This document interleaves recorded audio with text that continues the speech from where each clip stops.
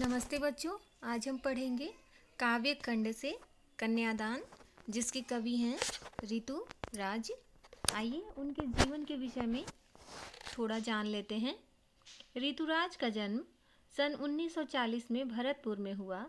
राजस्थान विश्वविद्यालय जयपुर से उन्होंने अंग्रेजी में एमए किया। 40 वर्षों तक अंग्रेजी साहित्य के अध्यापन के बाद अब सेवानिवृत्ति लेकर वे जयपुर में रहते हैं। उनके अब तक 8 कविता संग्रह प्रकाशित हो चुके हैं, जिनमें एक मरण धर्मा और अन्य पुल पर पानी, सूरत नीरत और लीला मुखारविंद प्रमुख हैं। उन्हें सोमदत्त परिमल सम्मान, मीरा पुरस्कार, पहल सम्मान तथा बिहारी पुरस्कार मिल चुके हैं। मुख्य धारा से अलग समाज के हाशिए के लोगों की चिंताओं को ऋतुराज ने अपने लेखन का विषय बनाया है। उनकी कविताओं में दैनिक जीवन के अनुभव का यथार्थ है और वे अपने आसपास रोजमर्रा में घटित होने वाले सामाजिक शोषण और विडंबनाओं पर निगाह डालते हैं। यही कारण है कि उनकी भाषा अपने परिवेश और लोक जीवन में जुड़ी हुई है। आइए कन्यादान कविता में कुछ बातों को महत्वपूर्ण रूप से बताया गया है, उन्हें हम देख लें। कन्यादान कविता में माँ बेटी को स्त्री के परंपरागत आदर्श रूप से हटकर सीख दे रही है। कवि का मानना है कि समाज व्यवस्था द्वारा स्त्रियों के लिए आचरण संबंधी जो प्रतिमान गढ़ लिए जाते हैं, वे आदर्श के मुलम्मे में बंधन होते हैं। कोमलता के गौरव में कमजोरी का उपहास छिपा रहता है। लड़की जैसा न दिखाई देने में इसी आदर्शीकरण का प्रतिकार है। बेटी माँ के सबसे निकट और उसके सुख दुख की साथी होती है, इसी कारण उसे अंतिम पूंजी कहा गया है। कविता में कोरी भावुकता नहीं, बल्कि माँ के संचित अनुभवों की पीड़ा की प्रामाणिक अभिव्यक्ति है। इस छोटी सी कविता में स्त्री जीवन के प्रति ऋतुराज जी की गहरी संवेदनशीलता अभिव्यक्त हुई है। तो कन्यादान का अर्थ होता है कन्या का दान। दान अर्थात जो वस्तु हम दूसरों को दे देते हैं और उस पर हमारा कोई भी अधिकार नहीं होता।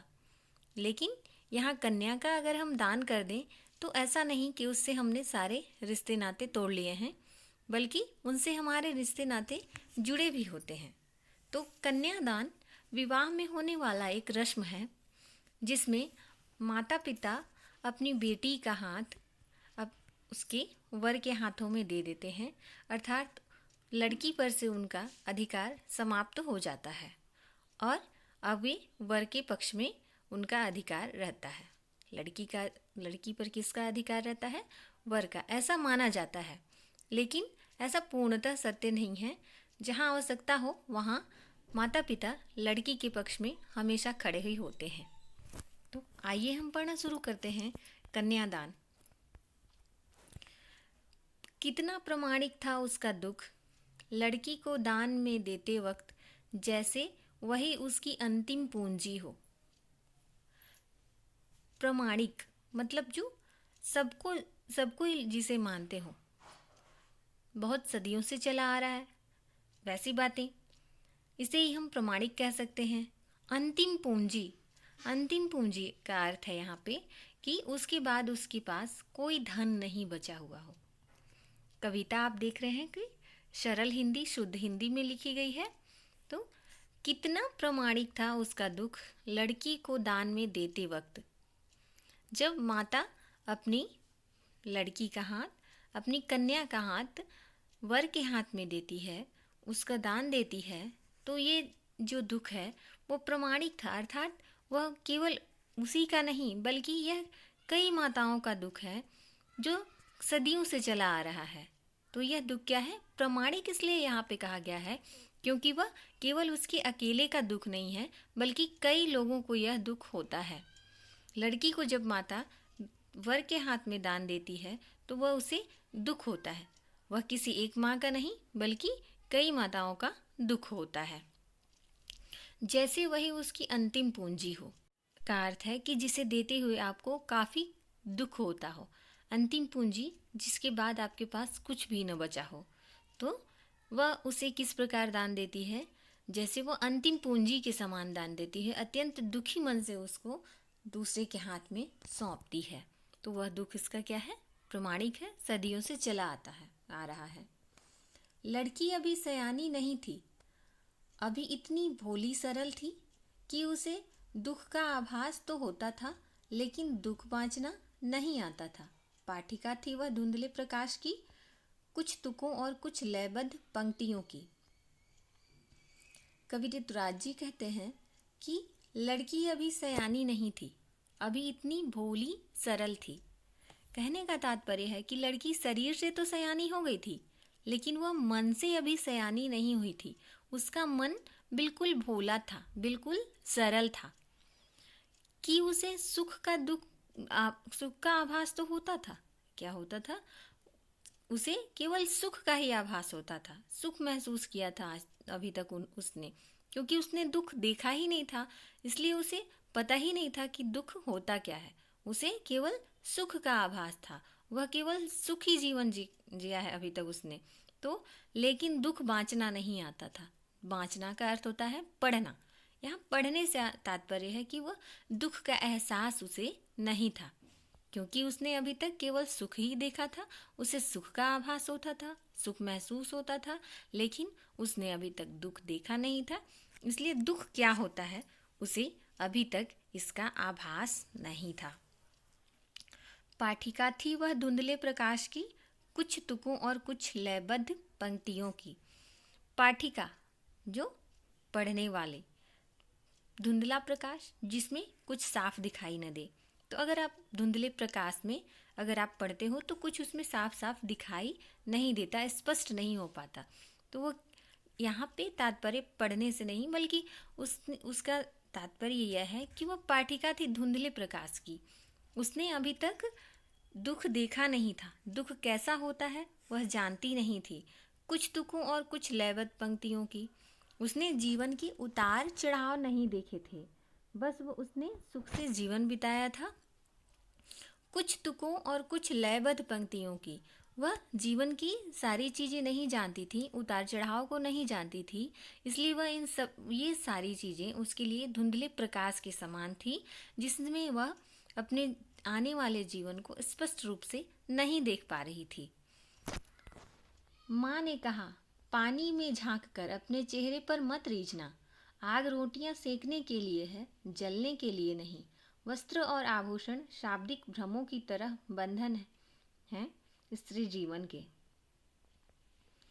माँ ने क्या कहा कि पानी में झांक कर अपने चेहरे पर मत रीझना। माँ अपनी बेटी को समझाती है, कहती है कि पानी में अपने चेहरे पर, अपने रूप रंग पर मत रीझना, मतलब उस पे आकर्षित मत होना। तुम अपनी सुंदरता, अपने रूप रंग पर आकर्षित कभी मत होना। पानी में अपनी परछाई को देखकर, अपने प्रतिबिंब को देखकर तुम अपनी सुंदर रूप रंग काया पर कभी आकर्षित मत होना, क्योंकि यह सब भ्रम मात्र है। आग रोटियां सेकने के लिए है, जलने के लिए ही नहीं। और वह समझाती है कि पहला समझाती है कि तुम अपनी रूप रंग और काया पर रीझना मत, आकर्षित मत होना, क्योंकि तुम इस सुंदरता के पीछे ही फंस कर रह जाओगी, इसलिए तुम इस पे आकर्षित कभी मत होना। आग रोटियां सेकने के लिए है, जलने के लिए नहीं। देखते हैं आपकी समाज में कई ऐसी घटनाएं होती हैं कि ऊंच नीच हो जाता है कुछ घर में, तो लड़कियों को या आग के हवाले कर दिया जाता है, वो या स्वयं आग लगा लेती हैं, या कुछ भी ऐसी अनहोनी वो कर लेती हैं अपने साथ, उनके साथ घटना हो जाती है। तो यह समझाते हुए कहती है कि ये जो आग है वह रोटियां सेकने के लिए है, वह जलने के लिए नहीं है। अर्थात तुम कभी भी गलत कदम मत उठाना। वस्त्र और आभूषण शाब्दिक धन हैं जीवन के। ये जो वस्त्र, कपड़े और गहने, आभूषण का अर्थ है गहने, कपड़े और गहने जो हैं वो शाब्दिक भ्रमों की तरह बंधन हैं स्त्री जीवन के। यह हमारे जीवन की बंधन है, इस बंधन को तुम उसमें बंध के मत रहना। वस्त्र और आभूषण किसके जैसे हैं? हमारे बंधन के जैसे हैं, तुम उसमें बंधन कभी मत बंधना, यह हमारे लिए भ्रम मात्र है। माँ ने कहा, लड़की होना पर लड़की जैसी दिखाई मत देना। दो पंक्तियों में देखिए बहुत गहरा भाव छुपा हुआ है।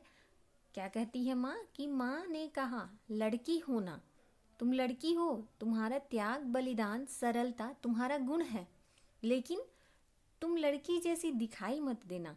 इसका तात्पर्य है कि तुम सरल बनी रहो, तुम्हारा बलिदान सभी लोग याद रखें, लेकिन तुम ऊपर से हमेशा कठोर बनी रहो ताकि लोग तुम्हारा गलत फ़ायदा न उठा सकें, लोग तुम्हें प्रताड़ित न कर सकें।